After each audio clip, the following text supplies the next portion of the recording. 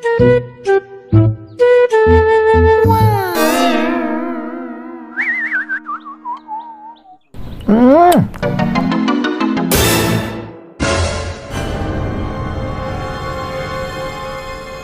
না একটা বোকা, এই সামান্য কথাটা বলতে তোমার এতক্ষণ লাগলো? কি করবো বলো, তোমার সামনে আসলে যে আমার সব বুদ্ধি হারিয়ে যায়।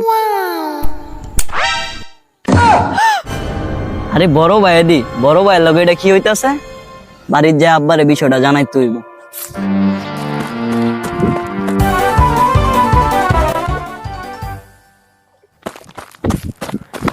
বাবা বাবা, একটা সর্বনাশ হয়ে গেছে। কি হয়েছে তোর? আবার মারামারি করছ? না বাবা, তার চেয়েও ভয়ঙ্কর। আচ্ছা বাবা, মেয়েরা ছেলেদেরকে চুমা দিলে কি হয়? কি এসব? কি প্রশ্ন এসব? কোন থেকে শুনছ? বাবা, আমি দেখেছি পার্কে বড় ভাইয়ের সাথে একটা মেয়ে। সর্বনাশ!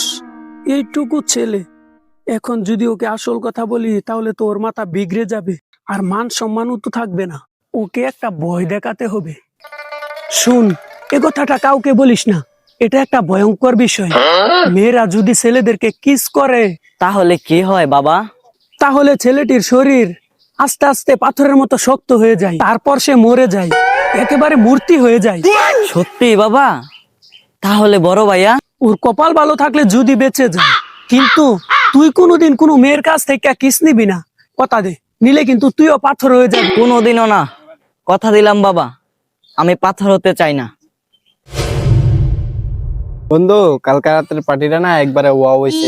আর বন্ধু, তুই যে রান্নাটা করছস না, পানি বাড়াই দিয়া একবারে বিরিয়ানিটা মনে কর মুলাম বানাই লাগছে।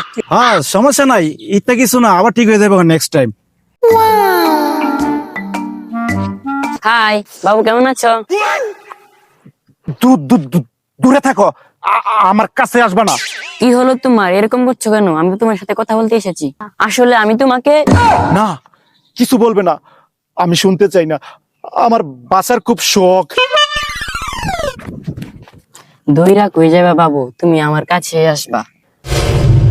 যান, চলো চলো যান। ছাড়ো আমার হাত, তুমি আমাকে কোথায় নিয়ে যাচ্ছ?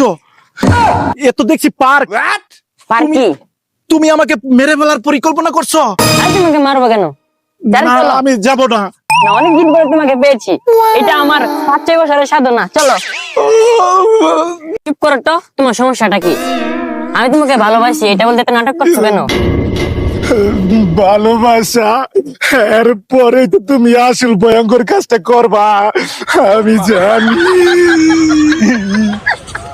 ও মাই গড! জান, তুমি অনেক সুন্দর, তোমাকে অনেক ভালোবাসি জান। না না না না, তুমি আমাকে জড়িয়ে ধরো না, বিপদ আছে।